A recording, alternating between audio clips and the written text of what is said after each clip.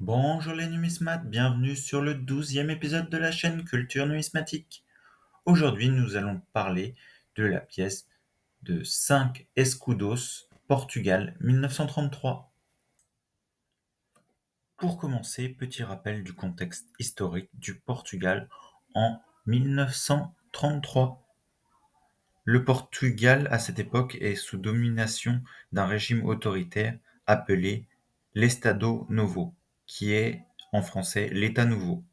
Il a été instauré après un coup d'État du 28 mai 1926. C'est l'un des plus longs régimes autoritaires du XXe siècle en Europe. Ce régime était opposé au communisme, au socialisme, au syndicalisme, à l'anarchisme, au libéralisme et à l'anticolonialisme.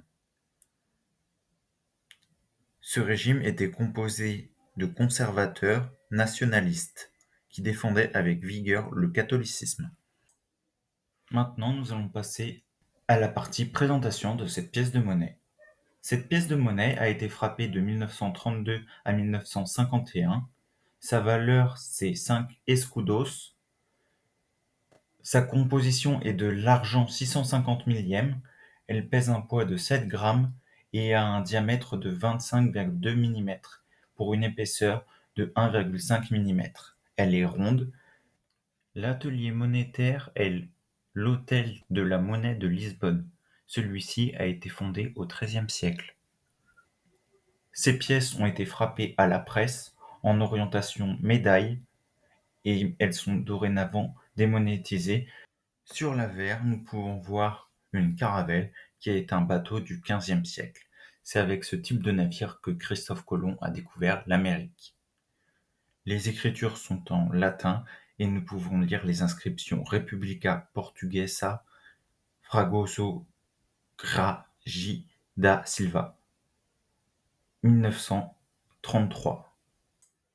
J. da Silva est pour le graveur Jaol da Silva. Sur le revers, nous pouvons voir le blason du Portugal devant un globe terrestre avec la valeur dessous 5 escudos. La tranche est cannelée. Je vous remercie d'avoir regardé cette vidéo. Si elle vous a plu, n'hésitez pas à vous abonner, liker et à partager. Et à dans 15 jours pour le prochain épisode de la chaîne Culture Numismatique.